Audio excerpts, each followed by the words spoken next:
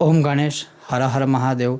अब जैसे आपने तिथियों के स्वामी के विषय में सुना, आज मैं आपको श्रवण करवाऊंगा कि नंदादि जो तिथियां होती है वो क्या होता है। मैं आचार्य आनंद पाठक, गुरु शंकर ज्योतिष भाई आचार्य आनंद पाठक में आप सभी का स्वागत करता हूं। और अभी तक आपने इस चैनल को सब्सक्राइब ना किया हो तो बिल्कुल सब्सक्राइब करें। आपको यहाँ पर सिर्फ ज्योतिष शास्त्रों से संबंधित विषयों की जानकारी प्रदान करूंगा।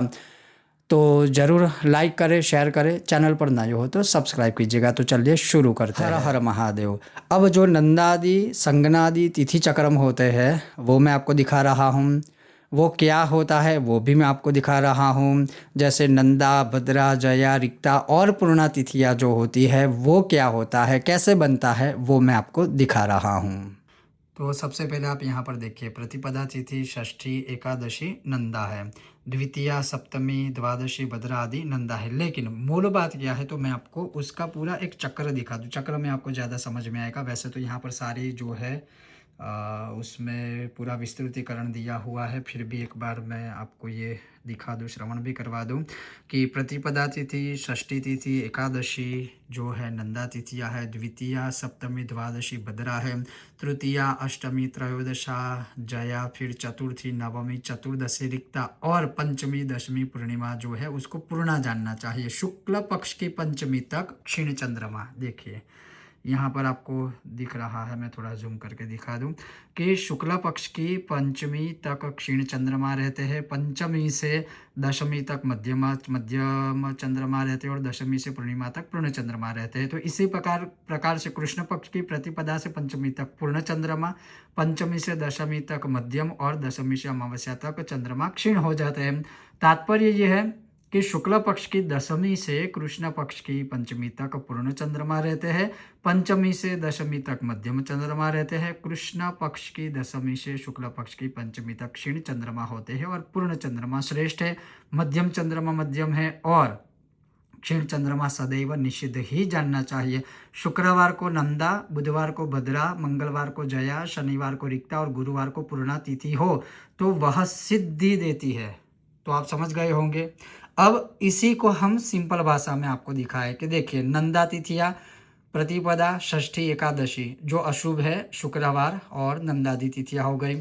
अब भद्रा तिथियाँ जया, रिक्ता, पूर्णा, तिथि संज्ञा। अब देखिए, नंदा तिथियाँ मैंने आपको बताई। अब भद्रा तिथियाँ तो द्वितीया, सप्तमी, द्वादशी मध्यम है और बुधवार जैसे यहाँ पर आपने विस्तृतीकरण में देखा और वह तिथियाँ भद्रा है।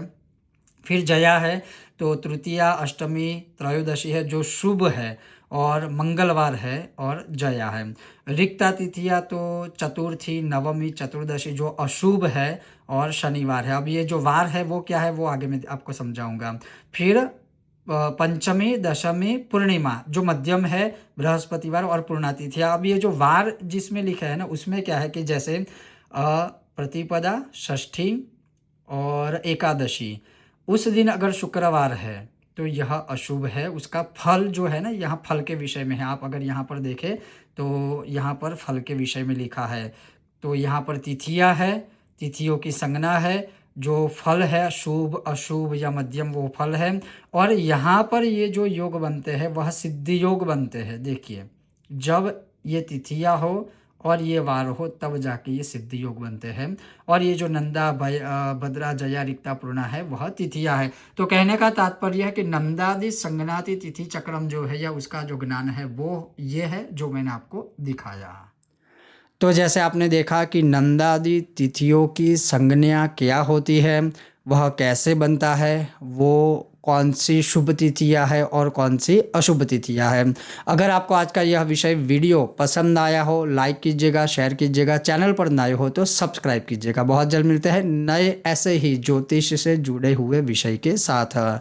ओम गणेश हर हर महादेव।